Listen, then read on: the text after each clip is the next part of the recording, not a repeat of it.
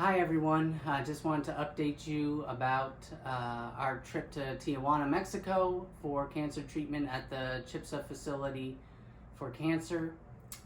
This is the end of day 2, and I've had a lot of questions about exactly what we're going through here and what the treatments are like and what they're supposed to do, and so I just kind of wanted to try to address that in this video.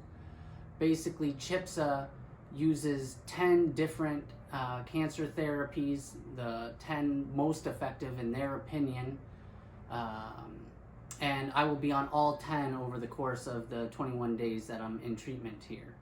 The first treatment is the Gershon diet, which I've spoken about before. It's basically a vegan diet, but more heavily focused on juice than actual fresh organic fruits and vegetables, but you do take both. It's also mixed with coffee enemas several times a day. The coffee enema, the caffeine in the coffee and the coffee itself are toxin absorbent, and the caffeine stimulates, and so it helps to pull out all of the waste in the body. It helps the liver specifically, which is where the cancer I have now is isolated. And so that combination is detoxing your body and then flushing it out of your system. The next treatment is called Coleys, C-O-L-E-Y-S. It's over 100 years old. This was used originally to treat bone cancer. It did have effective results. Not sure why they stopped using it. It's basically a bacterial inoculation that causes an immune response from your body. There's a foreign substance in your body, and so the white blood cells start to attack it, and then they continue to look for other areas, and hopefully some of these other treatments are helping those white blood cells pick up the tumor and begin to attack that, which is the ultimate goal of the combination of these treatments. The second treatment is GM-CSF, which is granulocyte macrophage colony stimulating factor. And macrophage is a type of white blood cell.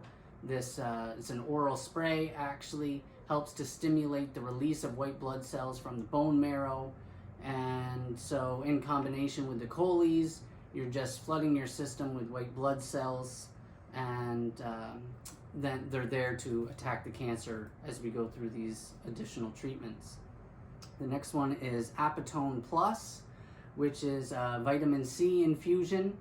Cancer tumors often mistake vitamin C as a glucose, and so they pull it in just like they were going to eat glucose, but vitamin C itself actually breaks down tumors, and so the body unfortunately has a natural limit to how much vitamin C you can consume and convert orally and through your digestive system, and so it's impossible just to orally go through this kind of treatment, because your body will excrete the excess vitamin C as waste. But when the vitamin C is infused into the bloodstream, then it circumvents that barrier, and so this is just another one of the treatments. And by breaking down the tumor with the vitamin C, it's inflaming the tumor, which hopefully signals the white blood cells to begin to attack the tumor.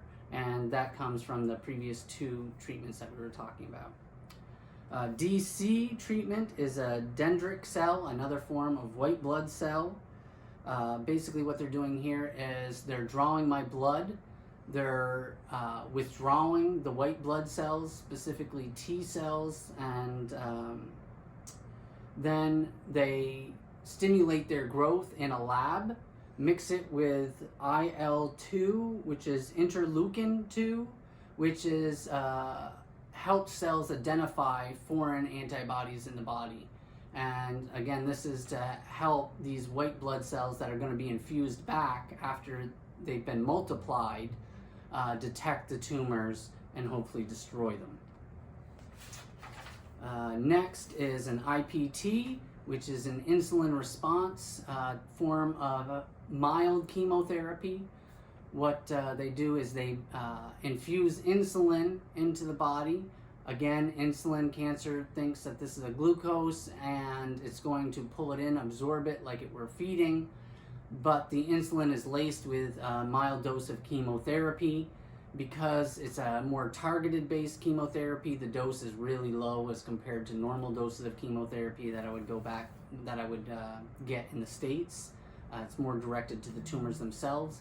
Again, this is to help inflame and begin to destroy the tumor and signal the white blood cells that are being created in all of those other processes to attack it as well. That's hopefully building the memory cells in the white blood cells to identify these tumors. And that's a more long-term solution by building that memory. The other treatments that I'm receiving are IV ozone. They withdraw blood, they mix it with ozone, and then they infuse it back into my body. Cancer is supposed to thrive in a low oxygen environment, and so the idea is that by mixing the blood with the ozone, you're creating an oxygen-rich environment that cancer can't survive in. This is also done through hyperbolic chambers, which is another treatment that I'll be on. These two kind of have the same type of effect in mind, oxygenating the body to create an environment cancer can't live in.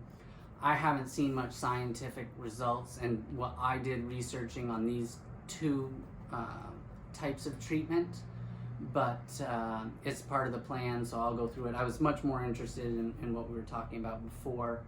There's also a Myers treatment, which is actually the last day that we're here. It's the only time we receive that treatment, and I actually don't have any information on that from CHIPSA. I was looking for something, but I don't see it. So I'll follow up with that and try to post another update later.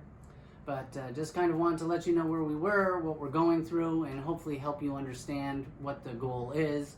But basically that's that these treatments help to break up the cancer, and then because of all the stimulus to the immune system, that they learn how and remember how to attack these tumors, and so eventually break them down, and I would go into remission, and the cells retain that memory so that if it came back, they already know how to identify them. So thank you, appreciate all of your support, and we'll keep you posted.